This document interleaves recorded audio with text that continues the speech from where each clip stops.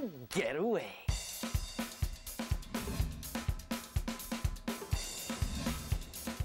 The summer heat is here, mga biyahero. Tara na't magpalamig ng katawan sa pagtatampisaw sa karagatan. Isang summer weekend getaway ang naghihintay sa inyo kasama ang ating weekend warriors ngayong gabi. Oy, yun lang, dali. Dito. Ako po si Kiara. Ako po si Ethel. Gusto namin makuha sa weekend getaway kasi bakit nga ba? Gusto namin ng adventure? At mahilig tayo sa libre, di ba? Tama. Feeling namin gusto itong malaking break para sa amin. Kasi stress na kami. Tama. We need a break. Siyempre gusto natin makilala si Drew Arellano, siyempre. Siyempre, napakagwapo yung macho parang. Papa yun eh. Papalicious. O sige, yun na yun. Sana makuha po kami. Sila sina Kiara at Ethel. At sila ang mga weekend warriors na mga kasama natin ngayong gabi. Mag-anak ba tayo? Hindi kami blood related. Actually, hindi kami blood related. Yun nga. Sa father's side, Sa mother side ko naman, pinsan ko. So, dahil sa tumira ako sa bahay ng mga pinsan ko, so, naging close ko din yung family nila. Sa likod ng mga tawanan at biruan ng dalawa ay ang kwento kung paano umusbong ang kanilang malapit na samahan. Kasi pinanganak po ako sa Italy. Then, yung mommy ko, 3 years old ako, nag-decide si mommy na dito na lang daw ako sa Pilipinas. First, syempre, iba yung kultura natin kaysa sa European. Pinastay naman ako sa tita-tito na tinatawag ko kay mommy and daddy. Mama, papa, parang gano'n. Mula nang ibalik sa Pilipinas si Kiara, ang mga magulang na ni Ethel ang nagpalit sa kanya. Siyempre malungkot, pero okay lang kasi every year naman umuwi si mama. Kapag hindi umuwi si mama, pumupunta naman ako doon. Yun lang, thankful lang talaga ako. Nakakapunta ako doon. Tsaka every day tumatawag si mama. So, to keep update kung anong bago, anong ganyan, nangyayari sa work. So, okay lang. Sanay na rin. Siyempre may internet naman, pero siyempre, di ba, iba pa rin yung physical na ganyan. Basta pag 1 month, as in, lagi kami magkasama, hindi ako sumasama sa friends ko, asap na yun sa kanila. Ayun lang, kasi si kuya pinapaiyak ako.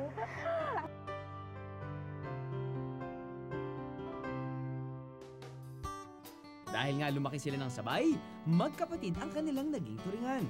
At mag-best friend ang samahan. pareho kasi kami ng school din nung high school. So, nung high school, may active-activean ka ba sa mga organization? Nakaraan na yun. Naging president pa nga siya ng namin, ng school. Sa Ate Elza naman, parang iba siya talaga. I mean, pagkasama yung friends niya, kuwela siya, makulit. Kung anong trip nung isa, sige, go!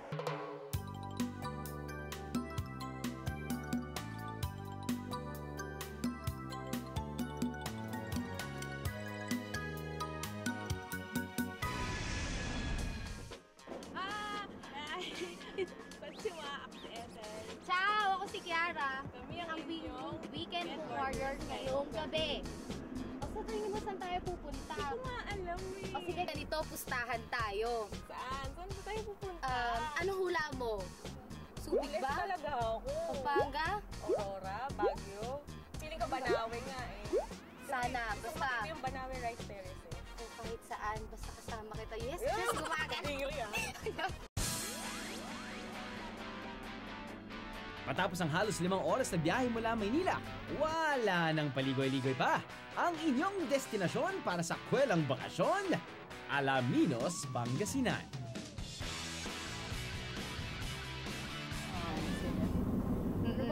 Anong alam ko, ano lang, yung, siyempre, kilala bilang sa Bangus.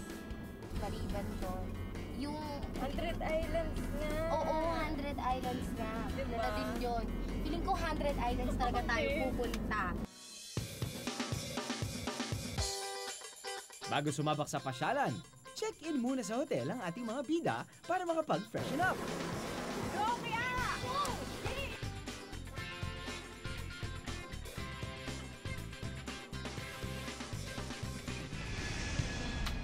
Siyempre, ang main attraction agad ng Alaminos, ang unang sinabak namin.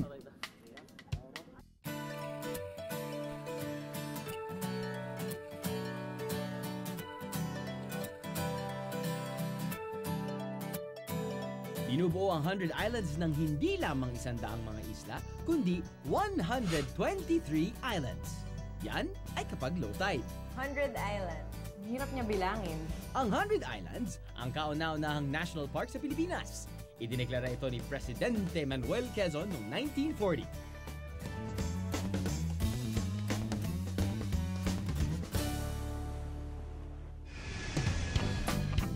Ang Quezon Island na ipinangalan sa dating presidente ay isa sa mga pinakasikat at dinarayong isla dito.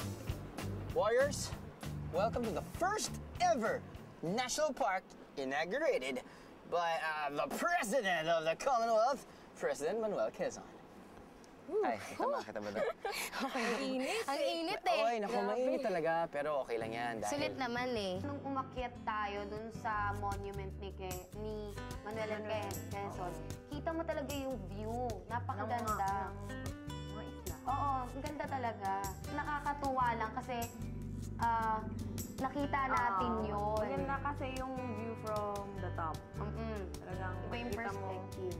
So, tinitigan na lang namin yung mga isla doon. Yung mga taong nagsiswimming din. Tapos, maraming tourists doon. Marami din foreign. Marami rin ang naaakit sa Cathedral Island na mukhang malaking simbahan. Nakaganon siya. Tapos merong Tapos parang from afar, parang nakikita mo may mga images ni Mama Mary, ni Jesus. Parang, wow. Nariyan din ang Bat Island na pinamumugaran ng iba't ibang klase ng paniki. Kapag bats mo, ang iisipin mo, nakatira sa kuweba, madilim. Tapos biglang nandun, ang init-init. Tapos kumpul-kumpulan sila, di ba? Parang, bakit nandun sila? Tapos kakaiba lang. parang naalala ko nung bata ako, parati kaming pumupunta dito sa 100 Islands kasama ng buong pamilya dahil nga yung nanay ko galing sa Pangasinan. So, syempre, ang Alaminos, part of Pangasinan, ito talaga yung pinupuntahan namin. Biglang sumikat na syempre ang Boracay, Palawan. Don't get me wrong, syempre magaganda talaga yan. Pero maraming mga tao ngayon, lalo na yung new generation, nakakalimutang bisitahin. That's sobrang napakaganda dito sa 100 Islands. Samut-saring mga islands! 100 Islands nga eh. Umpisa pa lamang yan ang mainit na summer weekend getaway natin mga biyero. Dahil bukod sa ganda ng mga isla, susuyurin din natin ang tinatagong ganda nito sa ilalim. Mga isda at mga higanteng kabibe. Ano pa kaya ang madidiskubre ng ating warriors under the sea? Nakakapagod pero masaya. Ang mga yamang dagat, hindi lang pala sa ilalim matatagpuan. Kahit sa ibabaw, masisilayan sila at mahahawakan. Kinakain. Opo, kinakain siya. Slimy. Parang limta eh. Oo nga. Nakaibang mga pagkain at bilihin ang masisilip natin. Ano to? Di ba yun yung kunyari pag nasa beach ka, kunyari may paparinggang kang sound of ano? Binungay man. Binungay. Binungi? Kanin. Malagkit. Malagkit na may gata ng nyug. Tikman ang pinagmamalaking longganisa ng Alaminos. At alamin natin kung paano ginagawa ito. Masarap. 5 minutes to go, guys. At syempre, hindi mawawala ang kapanapanabik na mga travel missions na naghihintay sa ating mga weekend warriors. Ang hirap pa, madulas ha. Struggle. Participate ka, please. Oh my God! Sige, dagdagan mo yan. Alin nga? Tingnan mo na. Oo nga. Maskos ba yan o ano? Meanwhile, I'm enjoying doing this. Weekend getaway.